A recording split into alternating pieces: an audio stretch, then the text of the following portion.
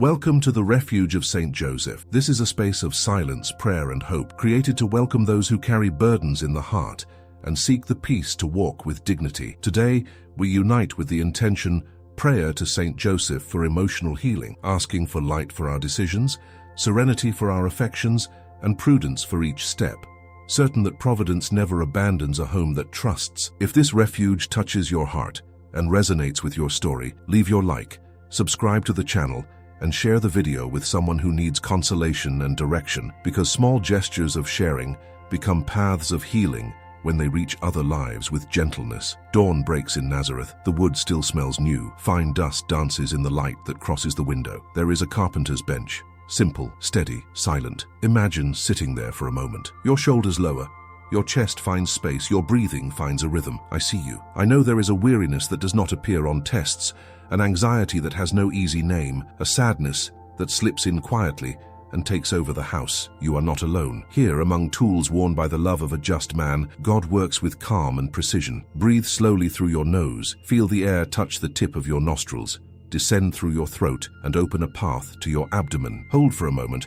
Exhale through your mouth, long like someone letting go of an old weight. When you breathe like this, the body tells the nervous system there is space, there is care. The amygdala, that sentinel that sets off alarms, rests a little. The heart slows, the muscles release, and the soul begins to listen. Healing emotions is also this: giving the heart a safe place to speak, giving the body a simple gesture that says, "You may stay." There is a discreet presence in this workshop, a worker of silence. St. Joseph. He does not need speeches. He does not need spotlights. He cares. He accompanies. He protects.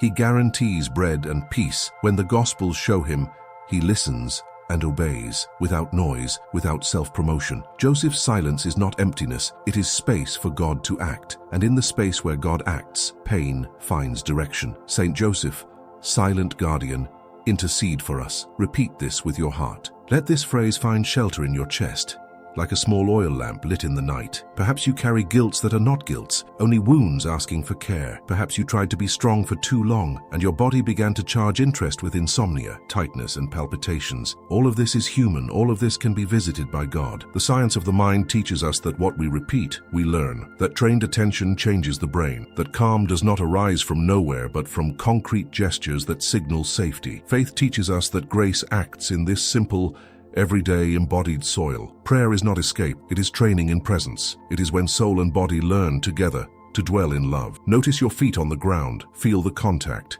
feel the temperature of the air on your skin. Now place your right hand over your chest, unhurried. The warmth of your own hand speaks to your heart. There is research that shows how gentle touch activates circuits of care. Tradition shows the same with other words. Console your people. God draws near through simple signs, and St. Joseph teaches us this path of simplicity that heals: getting up, breathing, trusting, working, resting, repeating a few steps every day until peace learns to remain. Perhaps there is a difficult story between you and someone else. Perhaps fear of the future steals today. Perhaps your prayer is dry, dull, without answers. All of this fits here. In this workshop, we do not rush the heart. We do not hurry God. We plane the wood with patience, one pass at a time. The plane does not tear the piece, it removes splinters. The carpenter's bench supports the work, steady, discreet, indispensable. And the craftsman with experienced hands trusts the invisible design that the Creator inspires. In the school of St. Joseph, we learn to trust in divine providence. Let this trust touch your fear like water arriving on cracked earth. I want to invite you to a small rite of presence. Inhale to a count of 4. 1, 2, 3, 4. Hold for 2. 1, 2. Exhale in 6. 1, 2, 3, 4, 5, 6. Do it 3 times. As the air enters and leaves, say within, I am here. God is here. Prayer happens when the body grows quiet, and the mind finds a phrase that points to the essential. Repetition is not excess. It is gently hammering the same point until the heart aligns. Neuroplasticity and conversion are kin. Both depend on what we choose to repeat. Now look within with gentle honesty. Where does it hurt exactly? Is it in the stomach, in the chest, in the head? What name could this pain receive today? Do not judge it. Do not push it away. Just acknowledge it. Acknowledging grants dignity to what we feel. And when we acknowledge without fear, God's light finds a place to rest. St. Joseph, a just man, knows the nights when thoughts grow heavy. He knows hurried journeys, the flight to protect those we love, the responsibility that sometimes wearies. He knows, he understands you, and he intercedes. Perhaps you ask, what if I cannot manage it? Then repeat with me, as simply as speaking with a friend, Jesus, I trust in you. St. Joseph, silent guardian, intercede for me. Let the phrase fall into the rhythm of your breathing. With each inhale, receive care. With each exhale, surrender control. Trust is not a button you press. It is a path. It is a small choice. Repeated, sustained by grace. The body learns. The soul learns. Fear learns to grow smaller within a chest that has found shelter. And if today all you can do is sit on this carpenter's bench and breathe, that is already a beginning. The beginning is holy. The little is holy. God delights in the small done well. He delights in what is constant. And St. Joseph forms us in this: constancy, discretion, fidelity. We do not need complicated phrases or difficult ideas. We need truth in what we do.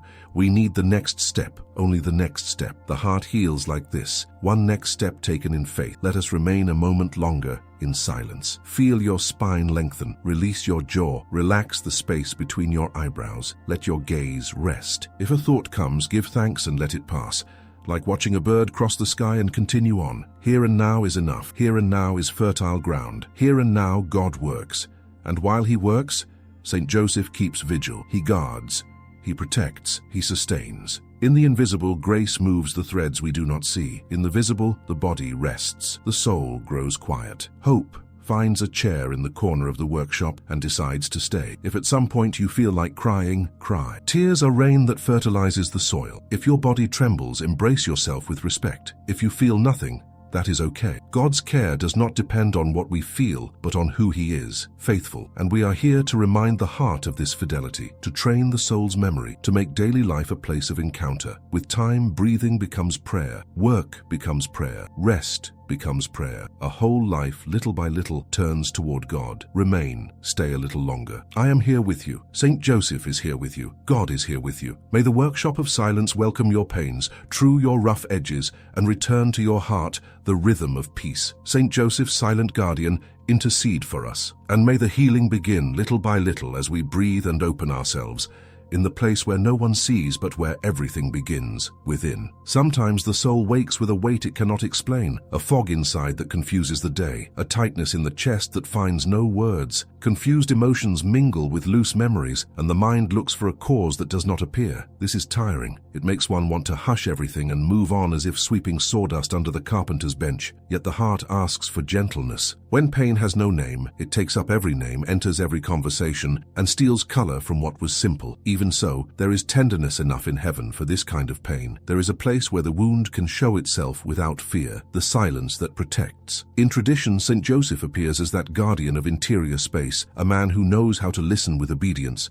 not as someone who agrees with everything, but as someone who opens to the foundation of life. Joseph's obedient silence is not the absence of an answer. It is attention to the one who sustains all answers. He listens and moves. He listens and welcomes. He listens and protects. Faced with our diffuse anxieties, this silence becomes a workshop. The soul enters, the door closes, the dust settles, and truth begins to be heard in the soft sound of one's own breathing. From this place springs the courage to name, gently, what hurts. It is common to believe that turning up the volume of words will cure what bleeds inside. Often the opposite is true. It is not speaking more that quiets the wound. It is listening better that finally reveals it. When the body feels safe, emotions appear with contours. Neuroscience points to this. When safety signals arrive, looser posture, a steadier breathing rhythm, less scattered attention, the alarm quiets and perception gains clarity. In that state, memory is less threatening and more accessible. The emotion that was murky gains its own name, and when something gains a name, it gains a border.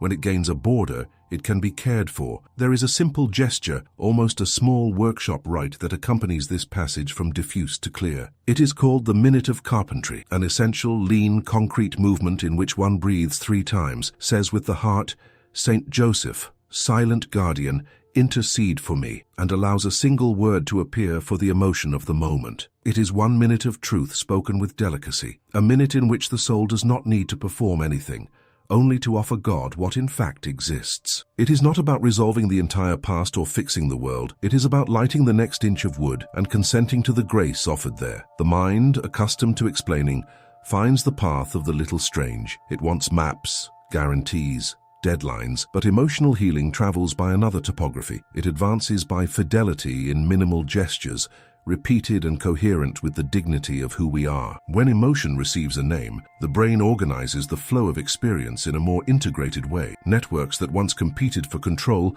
learn a rhythm of cooperation. At the same time, at the level of the soul, there is a sense of finally being seen by God, not as a pile of problems to solve, but as a son or daughter who can show up without a mask. What seemed like chaos becomes raw material. In this setting, the presence of St. Joseph offers a silent school. He lends us the image of one who knows how to remain. He does not rush. He does not invade. He does not abandon. He remains. This remaining imprints a kind of calm that does not demand proof, only constancy. There are days when the emotion named is anger, others when it is a gentle sadness, others still a fear of things that may never happen. All this can be placed on the bench, under that light that comes through the window. With each name pronounced within, the wound perceives itself as treatable, and meaning begins to be born like seeing in an apparently ordinary board the possibility of a beautiful contour. The metaphor helps us see from within what is happening. The plane, passed with patience, removes the hidden splinters in the wood. It does not rip out the piece. It does not shout at it. It does not humiliate it for being rough. It simply removes what hurts. Nameless pain is made of splinters. The patient gesture of truth, repeated with tenderness, is the plane. Each pass opens a way for the hand to touch without injury, and when the hand once again trusts the surface, the desire to build returns. In terms of the heart, this means hope begins to inhabit daily life again. Joy starts to rehearse, timid at first, then more assured. There is a precious detail in this process. Naming is not arranging the world so it fits our wishes. It is arranging the house within so we can cross the world with fidelity. The right name does not imprison. It frees. It gathers what was scattered, returns the sense of unity, and gives a gentle authority over one's own story. In Joseph's silence, this authority never turns to arrogance, because it rests on God, not on merit. That is why, in the end, the minute of carpentry is neither a psychological trick nor a technique disconnected from faith. It is a place of encounter where grace and human maturity work side by side. When night comes and the window's light grows dim,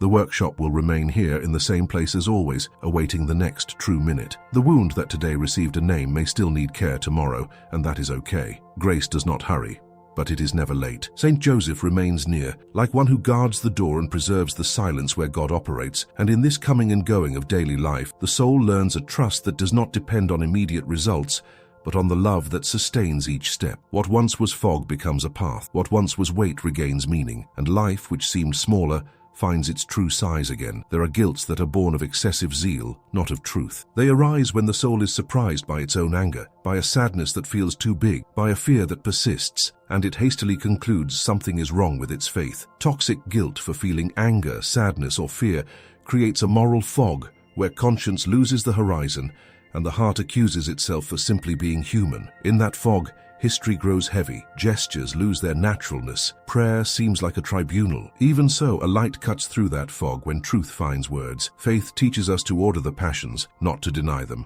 To feel is not to sin.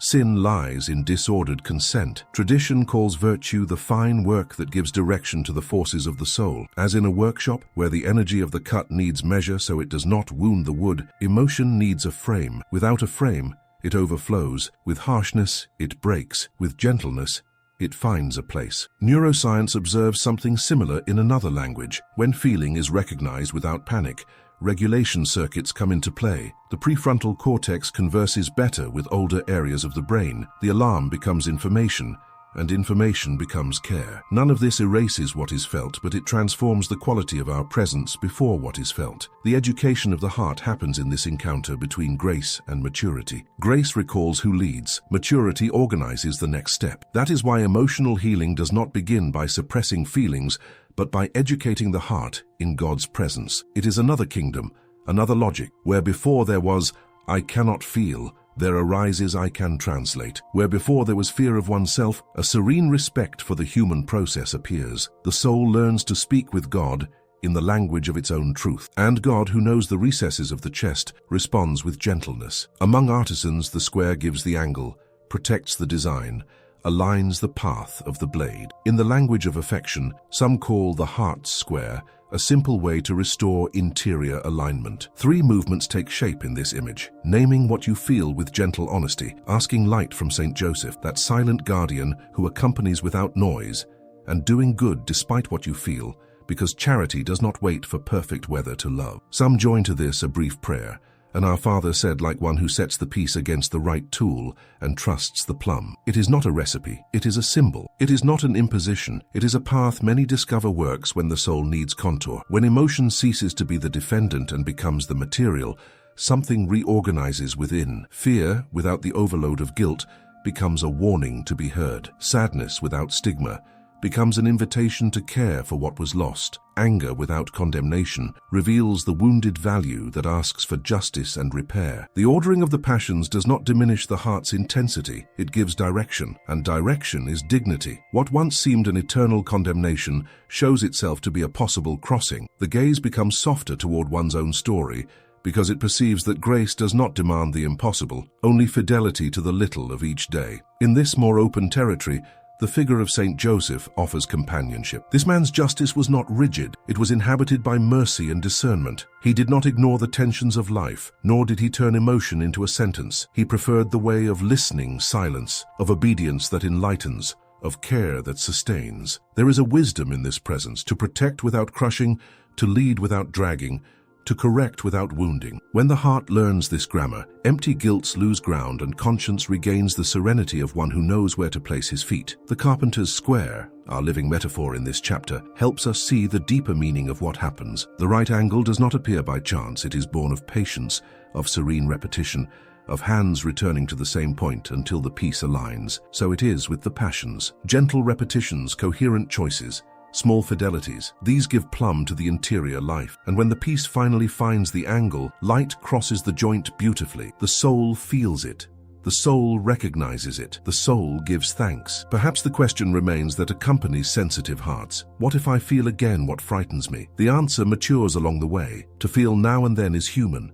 To consent to what wounds charity is another thing. Between one and the other, there is a real sacred space where God and freedom meet. There the formation of the heart takes place. Their just guilt differs from toxic guilt. Their conscience speaks firmly without becoming a tormentor. Their mercy does not confuse goodness with permissiveness, nor reduces life to an inventory of faults. At day's end, when the workshop grows quiet and the light declines, the certainty remains that emotion, treated with truth and faith, can become an ally. The square remains within reach, discreet, ready to remind us of the path of the right angle. The presence of St. Joseph remains nearby, patient, guarding the space where grace educates, and the heart, less frightened of itself, fits again within its own house. Where there was confusion, clarity appears. Where there was condemnation, opportunity arises. Where there was accusation, care is born. And so, without noise, the interior life finds its plumb. There are resentments that hide in routine like old nails lost in sawdust. Sometimes they seem small, other times they hurt as if they had just been driven. The feeling of injustice does not pass. The memory returns in detail and the body reacts. The stomach tightens, the chest constricts, the mind rehearses dialogues that never happened. The heart knows forgiveness is a path to freedom, but it stumbles on legitimate questions. How to forgive without denying the pain, without betraying the memory, without pretending it was not serious. In that tense place between what faith asks and what feeling sustains, the soul often stops and accuses itself for not managing a step. Truth, spoken calmly, makes space. Forgiveness is a decision sustained by grace. It is not forgetting, it is handing over the right to revenge to God. These words sound firm and merciful at once. Firm because they recognize that an act of will was wounded and that a choice must be remade toward the good. Merciful because they do not require memory to erase marks, nor feeling to obey at once. They indicate an axis, a direction. The heart can choose to release its hand from the hammer handle of revenge and place this weight in the hands of God, who knows what is just and the right time. The most common stumbling happens here. Waiting for feeling to agree before deciding, waiting to feel like it, paralyzes. Deciding to forgive opens space for feeling to be healed later. The neuroscience of memory suggests that when a painful recollection is revisited in a context of safety and meaning, it can be gradually reconsolidated with less reactive charge. In everyday words, when a loving decision precedes the emotion, the body learns another response. When the will chooses freedom, affection with time tends to accompany it. It is not theater, it is learning. Grace acts on this humble ground where small, repeated choices carve new roads within. Spiritual tradition, which has known the human heart for centuries, has recognized symbolic gestures capable of sustaining this decision. Among artisans of the spirit, some repeat a gesture called the nail of forgiveness. The scene is simple and speaks the language of the workshop. Someone writes a name on a sheet, presses the paper to the heart, and with the hands, as if holding an invisible nail, makes a movement to fix that surrender. While the gesture happens, an ancient phrase finds a home: St. Joseph, just man, teach me to forgive. Then a Hail Mary follows like a golden thread that stitches the moment to God's heart. No spectacle, only symbol, only surrender. The gesture does not solve the whole story. It recognizes there is a safe place to leave what weighs too much. Around this image, the metaphor illumines what is happening within. Hammer and nail. Each strike is a surrender that fastens the heart to the cross of Christ and frees the hands. The sound produced within is not the resentment that demands payment, but the grace that affirms. There is a greater love sustaining the construction. The hammer that once built walls of defense finds a new function, reinforcing the decision for the good. The nail that once seemed a wound becomes a point of support, so the heart remains in the right place when the wind of remembrance blows again. Around this image, other realities align. In the body, threat signals decrease when meaning changes. The same memory that once inflamed vigilance transforms into a sign of care and boundary. In the mind, new contours appear. The story gains layers. The person who wounded is seen with greater truth. One's own fragility receives compassion. In the soul, something deep is reordered. Justice remains loved, but revenge ceases to be the way. Truth remains sought, but charity gives the tone. Forgiveness, understood thus, is at once firm and tender, lucid and gentle, committed to the good without becoming complicit with evil. St. Joseph, called a just man, enters this scene as a presence that guards the delicacy of the process. His justice is unhurried but knows the right time. It does not trivialize pain, but it does not turn pain into identity. He accompanies in silence, proclaiming with his life that obeying the will of God is the only way not to lose oneself. Under this gaze, forgiveness ceases to be a performance and returns to what it is, an act of trust. Trust that God knows what to do with what I cannot. Trust that placing in his hands the right to revenge is the only way that does not harden me within. In many accounts of interior healing, a discrete change repeats. The person does not wake up without memory, but wakes with another relationship to memory. The memory exists, but it does not define. The pain is recognized, but it does not govern. The heart regains banks within which life can flow. This does not come from a technique apart from grace, but from grace that makes use of all that is human to educate us in love. Symbols, words, gestures,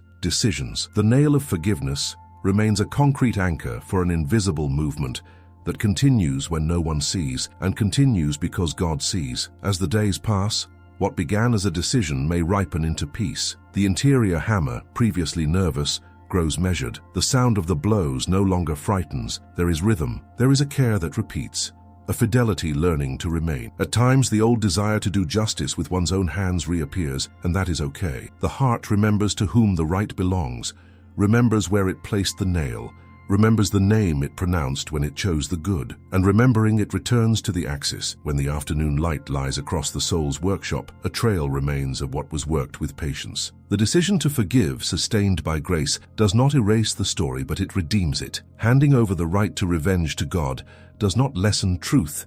It raises truth to the tribunal of mercy. Where before there was a rough wall of resentment, a possible place of encounter appears, even if that encounter happens only in the heart that has been set free. At that point, a different sigh fills the chest. Hope, which seemed absent, begins to hear its own voice again. And in the discreet presence of the Just One of Nazareth, forgiveness becomes a work of art. Strong, simple, durable. There are days when the heart tries to hold up the whole world with its own hands. The mind runs ahead of facts, rehearses endings, prepares rescues, calculates escape routes. Anxiety for control arises, that elegant weight that disguises itself as responsibility but devours rest from within. The body gives signs, short breaths, rigid shoulders, tense jaw. The mind believes everything depends on it. The soul silently loses a place to land. In this scenario, faith seems fragile, as if it could not handle real life. Fear of the future and of the household's provision takes the front row, and any news becomes a trigger for the imagination of disaster. Even so, an old wisdom crosses the room and whispers gently, "Providence is found in fidelity to today." Nazareth's workshop offers this discreet map. In St. Joseph, Greatness appears within the intimacy of daily life. There is no spectacle, no guarantee slips for tomorrow, no shortcuts. There is a man who rises, trusts, works, and returns home with a heart that has learned to fit within the day at hand. The logic that guides him is another.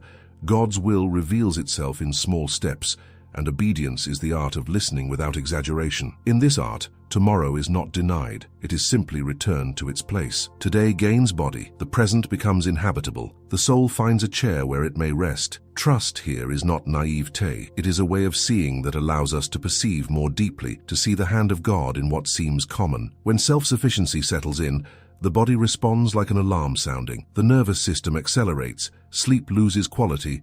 Attention fragments. There is an excess of forecasting and a deficit of presence. Neuroscience describes this state as a constant attempt to anticipate threats which sustain too long, robs emotional flexibility, and consumes vital energy. Spiritual tradition, for its part, observes the same phenomenon with another grammar. The soul grows restless. The heart loses sweetness. Prayer becomes calculation. In both languages, the diagnosis converges to one point. When a person tries to be everything for everyone and for herself, something breaks. And it is exactly there that providence wants to enter. Not as magic, but as realignment. To trust is not passivity. To trust is to work praying, and to rest trusting. The worker of Nazareth shows this possible conjugation. The human gesture does what belongs to it. The heart, at the same time, leans on what does not fail. Life gains a 4-beat measure: attention to the present, fidelity in service, space for rest, and grateful memory. In this rhythm,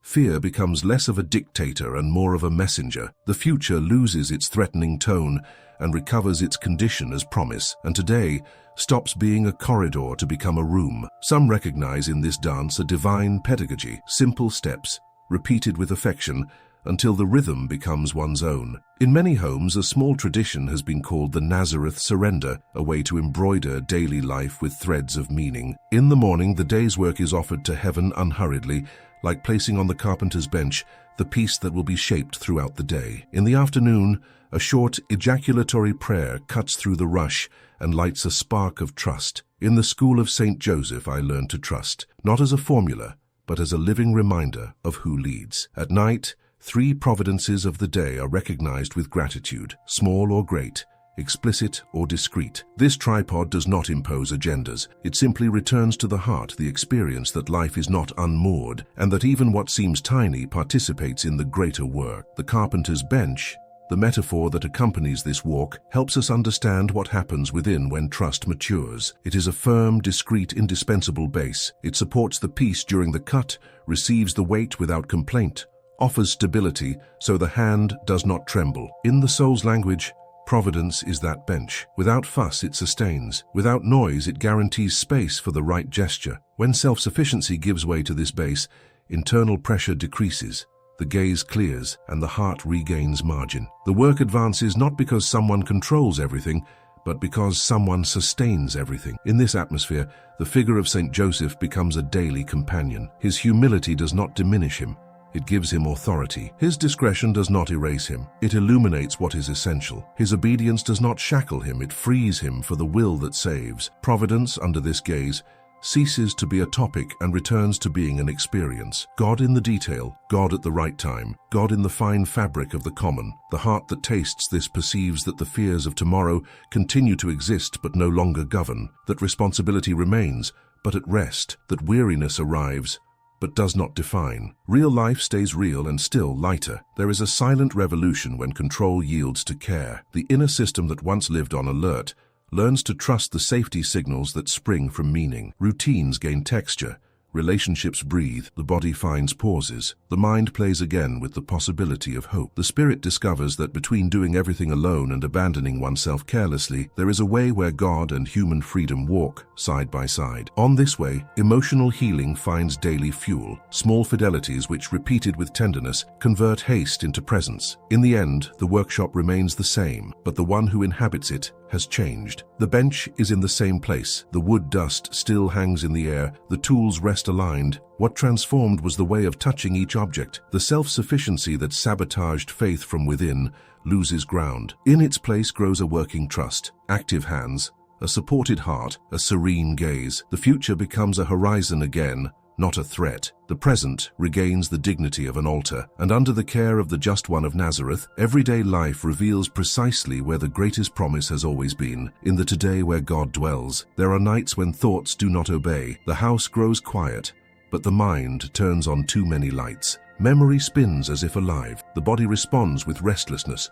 Clocks seem louder than they should. Sleep does not come, or it comes and does not hold. In those moments, a good, true vulnerability reveals itself, that of one who does not control his own limits. It is precisely there that grace often works with greater delicacy, like someone rearranging the living room in the dark without waking anyone. God leads Joseph by dreams, not by the grandiosity of a spectacle, but by the intimacy of a care that visits the night and turns it into a path. The Gospel keeps this scene with tenderness. Joseph, just and silent, receives light while he sleeps. He did not need a stage. He did not need noisy proof. He did not need to master all scenarios. He needed to rest. The obedience that is born of this rest is not escape, it is trust. There is a deep wisdom here. Vulnerability, when surrendered, opens a door to a kind of guidance that anxious wakefulness cannot reach. The night then ceases to be pure threat and returns to being a place of encounter, because God does not depend on our strength to be God. He visits, clarifies, guides, sustains, and almost always does so in the tone of a whisper. Memory science gives a beautiful name to what tradition experiences: consolidation. While the body rests,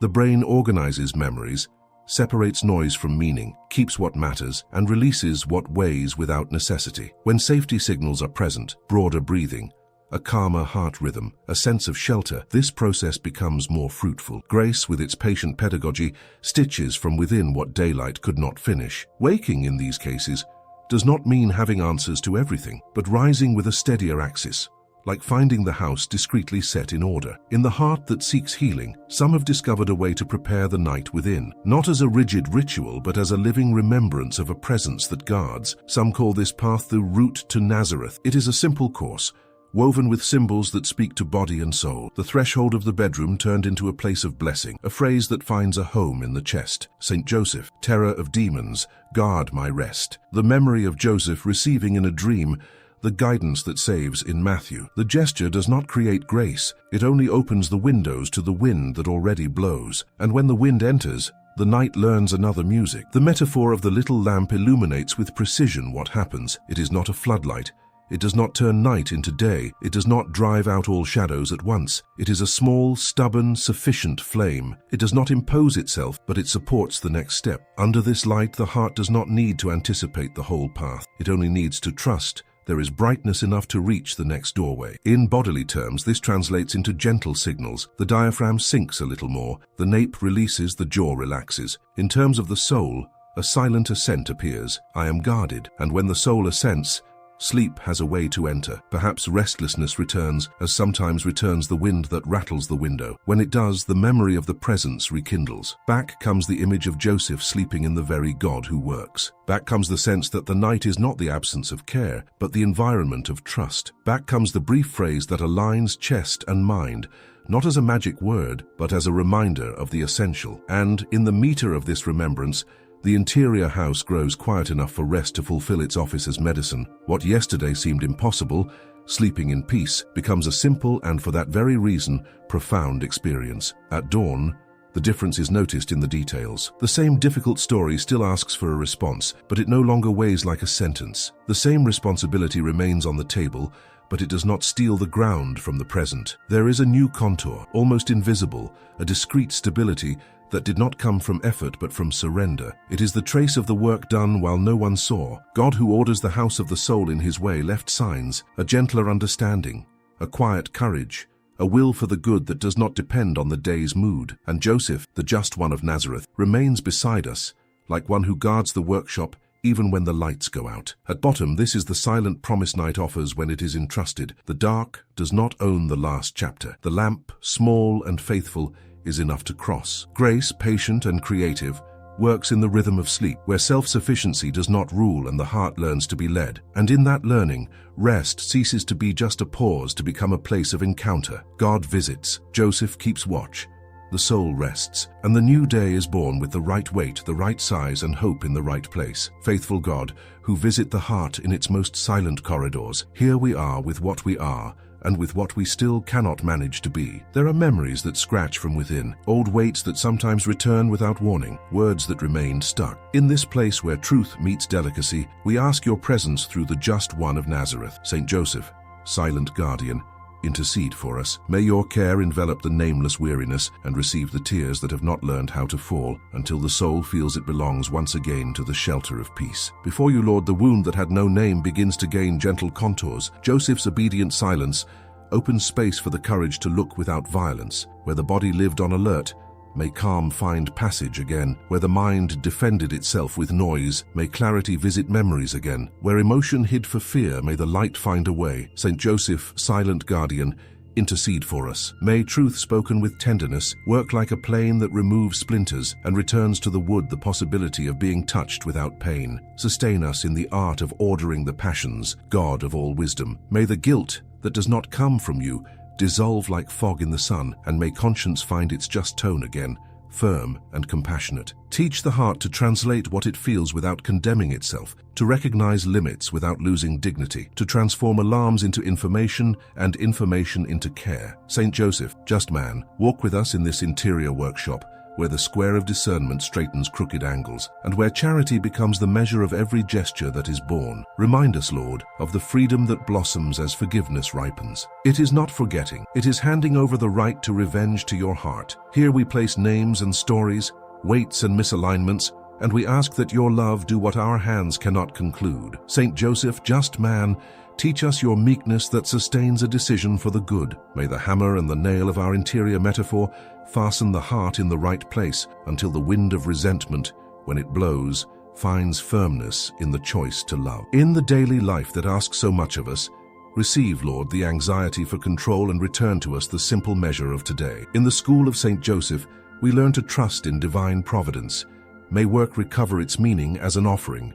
May responsibilities find rest without guilt. May the future become a horizon again and not a threat. Like a carpenter's bench, your providence sustains without noise, supports without spectacle, offers a base so that the work may advance with tranquil hands and a serene gaze. When night comes, may sleep be a place of encounter. God, who leads by dreams, visit our vulnerability with your discreet and necessary light. Joseph, terror of demons, guard our rest. May the lamp of trust remain lit, small and sufficient, so that the interior house remains habitable. Where thought insists on turning on all the lights, may your peace choose a window and enter, until the dawn grows lighter and morning finds a reordered heart. For all things, receive our gratitude. What we do not yet understand rests in your hands. What has already been healed we return to you as praise. Joseph of Nazareth, guard the door of our workshop, protect the silence where God works. Sustain the gentle step that learns to remain. St. Joseph, silent guardian, intercede for us. Joseph, terror of demons, protect our rest. In the school of St. Joseph, we learn to trust in divine providence. With the Our Father, the Hail Mary, and the Glory Be, this supplication is sealed in the heart of the Trinity, and hope once again finds its place. Amen.